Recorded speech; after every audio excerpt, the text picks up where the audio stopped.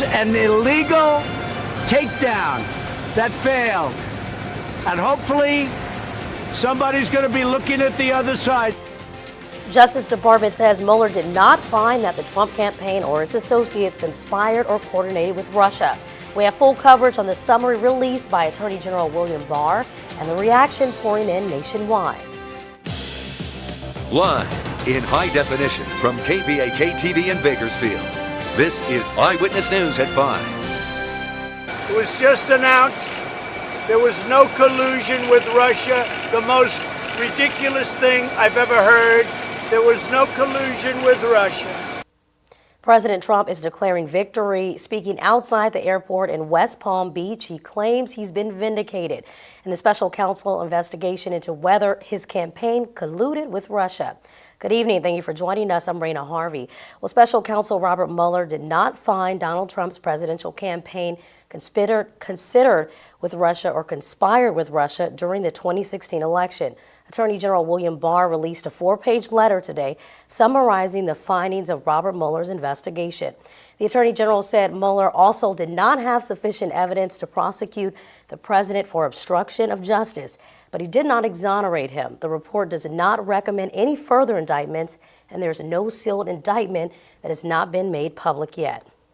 Eyewitness News is bringing you team coverage. We have Tim Johns. He has reaction from local politicians, but we begin with Sinclair's chief political correspondent, Scott Thuman, who has the latest from D.C. and reaction from the president. From the Justice Department on Sunday, finally, the long-awaited revelation and release of these 4 pages sent to Congress and summarizing the work of special counsel Robert Mueller. It breaks it down on 2 levels. The first, collusion. If the president or his campaign did conspire with Russia on election interference, Robert Mueller and his team, after almost 2 years of looking, couldn't find any proof. But on obstruction, Mueller's team couldn't determine, quote, one way or another, ultimately stating that while the investigation does not conclude the president committed a crime, it also does not exonerate him. It's a shame that our country had to go through this. To be honest, it's a shame that your president has had to go through this, so it's complete exoneration. Though Republicans know this fight is hardly over. If anyone thinks that the Mueller report being concluded is the end of the Democrats' attempt to take down President Trump, they haven't been paying attention the last 2 years. They're going to impeach the president for being Donald Trump. Some Democrats arguing that just because there might not be an indictable offense found by Mueller doesn't mean they couldn't still reveal an abuse of power by the president. And many contend that may be because Mueller never truly got full access. It was a mistake to rely on written responses by the president. That's generally more what the lawyer has to say than what the individual has to say. They're now demanding to see more than just the summary. They want the full report and hear from Mueller and Barr in person. And if not, say they may be willing to go to the Supreme Court to get that. In Washington, I'm Scott Thuman. Well, local politicians right here in Kern County were also responding to the release of the key findings of the Mueller report. And Eyewitness News reporter Tim Johns is here to tell us what local political leaders are saying. Tim? That's right, Raina. Locally, both Democrats and Republicans were quick to give their reaction to the news coming out of Washington today. Here are some of what they had to say.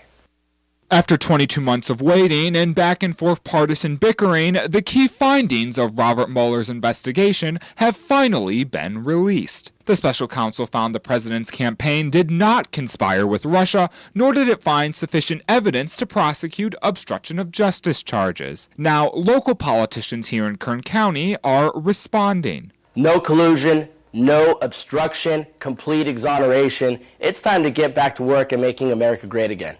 Representative T.J. Cox, too, responded in a statement to Eyewitness News by urging the Department of Justice for more transparency for the American people. His statement reads, in part, quote, Republicans and Democrats in the House unanimously voted to release the report 2 weeks ago.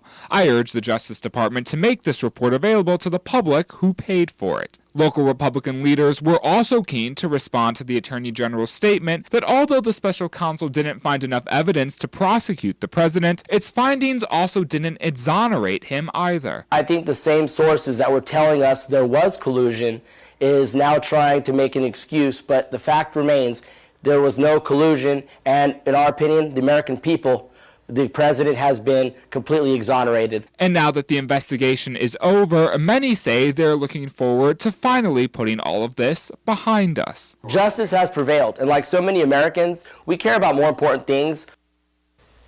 And Democratic leaders Nancy Pelosi and Chuck Schumer released a statement saying that the Attorney General's letter raises just as many questions as it answers. They, too, are calling for the full report to be released to the public.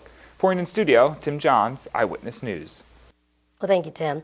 A local Congressman, Kevin McCarthy, spoke out following today's findings. In a statement released to Eyewitness News, the congressman stated, quote, "Our country welcomes this long overdue conclusion," end quote. In it, McCarthy continued, "It is abundantly clear, without a shadow of a doubt, there was no collusion," end quote. While in Kern County yesterday, the congressman stated that the end to this investigation will allow members of the GOP to focus on more pressing issues. I think at the end of the day, this could put this all to rest, and we can move on and continue to do the job that we're supposed to be doing about continuing to make this economy grow. It's important to note this 22-month investigation led to charges against 37 defendants. Also among those charged, 26 Russians, 3 Russian entities, many of whom Mueller says worked to manipulate social media and hack Democrats to benefit Trump in the 2016 election. The president always carefully distancing himself from those charged. Of the 34 people, many of them were bloggers from Moscow, or they were people that had nothing to do with me, had nothing to do with what they're talking about, or they were people that got caught telling a fib or telling a lie. Mueller uncovered evidence that Trump's longtime political advisor, Roger Stone, allegedly communicated directly with WikiLeaks while in coordination with a Trump campaign official. The extent and exact substance of those communications is not yet known. Well, Stone is set to go to trial in November for lying to Congress. In a letter sent to the House Judiciary Committee on Monday, Stone's attorney said Stone will not provide requested documents relating to the committee's investigation of the Trump administration. Stone invoked his Fifth Amendment right to be protected from self-incrimination. Stone was indicted in January on charges stemming from the Russia probe. He's accused of witness tampering, lying to Congress, and interfering with a congressional investigation. Well, we want to remind you that this is just a summary. The findings have not been released by Attorney General William Barr. The full report has not yet been released. He is required to notify Congress that the investigation is complete, but is not obligated to release the full report, as many in both parties have demanded. Now, this story will continue to develop all week, and we'll be following it. To make sure you stay up to date on all the findings of the Mueller investigation and more, you want to follow us on your favorite social media platforms or download our app. Just search Bakersfield Now. Well, coming up on Eyewitness News at 5 o'clock. The whole community has been here for well over 10 years, so we're not strangers here. They know us. Arson investigators say a California mosque may be victim to a hate crime. Coming up, more on their investigation.